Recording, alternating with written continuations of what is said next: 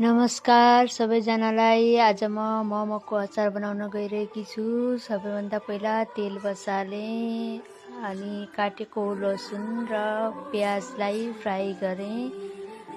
2 minute हल्का fry गरिसकेपछि यसमा मैले काटेको टमाटर पनि राखिदिएँ र टमाटर राखिसकेपछि अलिकति नुन राखेर मैले यसलाई 5 मिनटसम्म छोपिदिन्छु। छोपेर सानो आगो बनाएर पकाउँछु।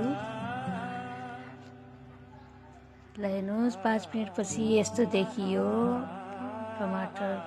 टमाटर र उतापट्टि मिक्सरमा मैले हरियो खुर्सानी, धनिया र तिमुर राखेर पिसेर रेडी गरेकी छु। त्यसैमा मैले यो पकाएको टमाटर र यो बदाम राखेर ग्राइन्डिङ गरेँ। ल हेर्नु सिम्पल छिटो मोमोको अचार रेडी भयो।